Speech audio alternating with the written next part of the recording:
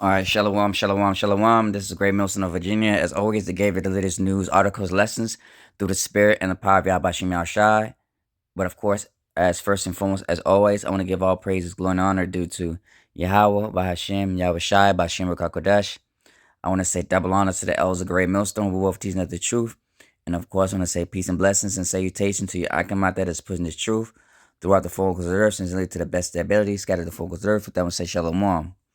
Hey, and it says a Neuralink live stream shows paralyzed person playing chess on a laptop.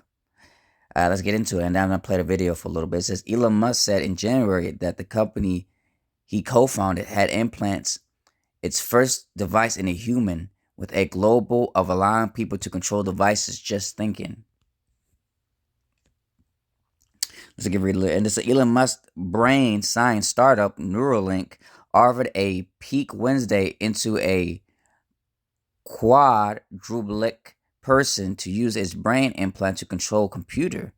Neuralink releases a man-minute video in which its first human patient, who is paralyzed below his shoulders, appears to move a cursor across their laptop screen with nothing but his thoughts. The video shows him playing chess and turning off the laptop's music. The patient, who had not been previously identified, said Wednesday's video on that his name is Neuralink. He said that he's 29 years old and had lost all movements and sensation in his arms and legs after a diving accident and about 8 years ago. It says Albrecht said he was satisfied patient so far after previously relied on a mouth stick for certain tasks. No external devices or wires were visible in the video. It's all being done with my brain. If y'all can see the cursor moving around the screen, that's all me. Pretty cool, huh? He said, what the Neuralink employee said. So let's go ahead and watch this video right quick. All right, we should be streaming live here. Hello, world. How's it going out there? My name is Bliss, and I'm an engineer at Neuralink. And I'd like to introduce you to the first ever user of the Neuralink device. And I think you're my only telekinetic friend that I have. Yeah, I think so. Not many more of those out there. You want to introduce yourself? Yeah, my name's Nolan Arbaugh. I'm 29 years old. About 8 years ago, I was in kind of a freak diving accident and dislocated my C4, C5. So I'm a complete quadriplegic. So I'm paralyzed from below the shoulders. I have no sensation or movement below my level of injury, so below my shoulders. Yeah, that about covers it, right? Do you want to introduce some of your dogs here? Let me flip the camera so you guys can see. Oh. We got dogs all over the place. Yeah, that's Montana. The one walking by is Grace. Gracie! Gracie, come here. Hi, Grace. How's it going, Gracie? Yeah. All right. This is what people did. Yeah, they just here for the dogs. All right, yeah, so while he's been introducing himself, let me just flip the camera on so you can see what Nolan's been doing. Yeah. Let me come over here. Do you want to explain a little bit what's going on here? Yeah, so I love playing chess, and so this is one of the things that y'all have enabled me to do, something that I wasn't able to really do much the last few years, especially not like this. I had to use like a mouse stick and stuff, but now it's all being done with my brain. If y'all can see the cursor moving around the screen, that's all me, y'all. It's pretty cool, huh? Actually, can you pause the song just for the audio coming through? And that was also done with your brain? Yep. It's all brain power up there. Can you explain a little bit just to people who maybe don't have any context on this field or what's going on here? How are you able to actually move the cursor? Yeah, so we started out with trying out a few different things. We basically went from what we call kind of differentiating, like imagined movement versus attempted movement. So a lot of what we started out with was attempting to move. So I would attempt to move, say, my right hand, left, right, forward, back to move. And from there, I think it just became intuitive for me to start imagining the cursor moving. Basically, it was like using the force on a cursor, and I could get it to move wherever I wanted. Just somewhere in the screen and it would move where I wanted it to, which was such a wild experience. This guy wants to know if you feel like a wizard. Yeah, right. It's crazy. It really is. It's so cool. I'm so freaking lucky to be a part of this and stuff. I mean, every day it seems like we're learning new stuff, and I just can't even describe how cool it is to be able to do this. Do you want to briefly talk about a little bit, I guess, what have you been using this for outside of these sort of research sessions, or when you're just playing chess? What are some other things you've been getting value from this from? Yeah, so one of the first times y'all gave me complete control over this, I actually stayed up until, I don't know, like 6 a.m. playing Civilization 6. It was worth it, I guess is the best way to put it. It was awesome. I had basically given up on playing that game just because of how, it's a big game, and the amount of time that it takes to sit in on it's just a lot, and I have to worry about a lot of things, getting pressure sores and things like that, so I just wasn't really able to play it as much as I wanted to, and y'all gave me the ability to do that again, and I played it for like 8 hours that day. So I do that. I It's read like sometimes. 6 p.m. to like 2 a.m. or something. It's like, it was a lot. I'm giving you all my bad habits, man. Yeah, I know, right? Yeah, it was awesome. So I did that. I read. I like learning languages. I'm learning. Maybe for the audience who isn't super familiar with assistive technology. Okay, slack it. I ain't gonna drag all that stuff long, but brothers get what I'm pointing. But yeah, like I said, even though Esau's in its early stages, when you read the scriptures, it tells you that in Daniel's, which I'm gonna get, tells you about how knowledge and technology shall increase. So let me go ahead and get the scripture. This is Daniel chapter 12, verse 4. It says, "But thou, O Daniel, shut up the words and seal the book, even in times of the end. Many shall run to and fro, and knowledge shall be increased."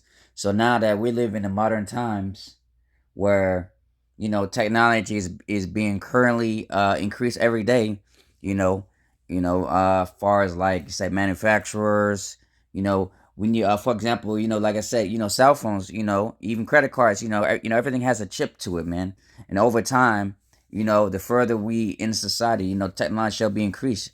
Just like, for example, how smartphones, every year they release a smartphone where they bring in a new chip. Just like the Apple Bionic, the Snapdragon, the Exynos, and stuff like that. They always put like a new name to it, but the chip shall be stronger than its previous one. And so, I'm saying, if that's really him controlling him, that's just small steps. So, of course, right now, they're gonna make it seem like it's cool. They want to do a provide for it. As trying to be, trying to go back in society. Be norms. You think that you have a second chance at life, but ultimately, though, we know what the plan is, though. They want to control everybody.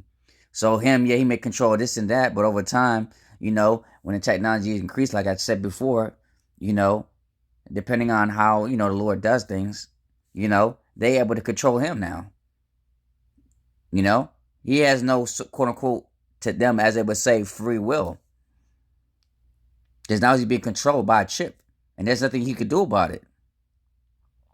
So over time, they're going to release this chip, to the public. They already have by news, as certain places, certain jobs, they require you to mandate to have the chip. And the proof of them doing that as well is in the past, like I said, scripture says, roughly paraphrasing, I'm trying to put this into words. Quote unquote, there's no new thing under the sun. History repeats itself, man. So sometimes you have to look back, during previous times in the past, and you have to connect the dots. So just get straight to the point is, for example, the potion that happened in 2020, you won't, if you were to keep your job, you were required to have multiple shots. If you didn't, then you would lose your job. And majority of people, they took it. They took the potion. I'm not talking about just in America. I'm talking about throughout the full course of the globe. Majority of people took it. I don't care if it's just one dose. Most people took 4 doses. So how much more the MOTBE, man. Let me get this other scripture, because this is a very important scripture, and we have to keep referencing it. We have to keep regurgitating it, because this is where it's gonna lead to, whether you believe it or not. Romans 3:3, man. But the evidence is there. The Lord showed us spiritually, and the Lord's gonna show you physically, man.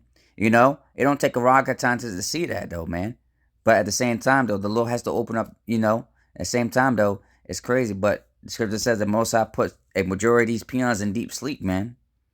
And this is Revelation chapter 13, verse 16. And he causeth all, both small and great, rich and poor, free and bond, to receive the mark in their right hand or in their foreheads, that no man might buy or sell, say he that had the mark or the name of the beast or the number of his name. And this is a very important scripture, man, because this is what he's going to institute it. Right now, he just, if it's option to you, take it. But eventually it's come to a point where, he's going to mandate you to take it, and to be involved into society.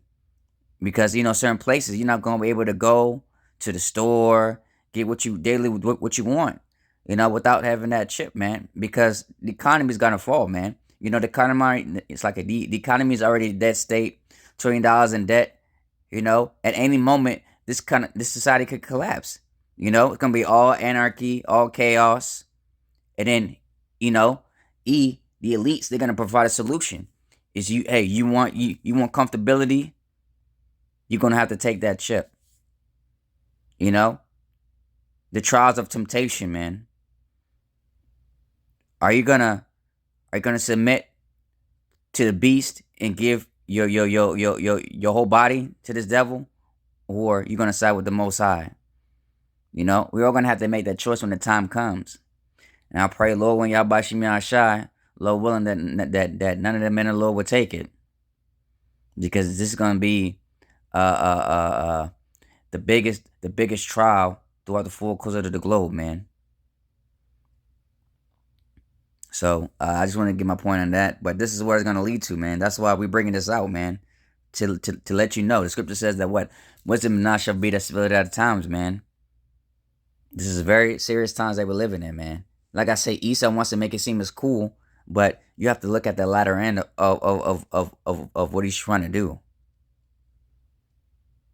So hopefully brothers was edified. As always, this is Great Millstone, Virginia. As always, to give you the latest news, articles, lessons through the spirit and the power of Yahweh Shem Yahushai. And with that, I'm going to give all praises, glory, and honor due to Yahweh by Shem Yahushai by Shem Kokodash. Double honor to the elders of Great Millstone who over teaching of the truth. And of course, peace and blessings and salutation to Yakimat that is presenting his truth throughout the four corners of the earth, sending to the best of their ability, scattered the four corners of the earth. With that, I say shalom.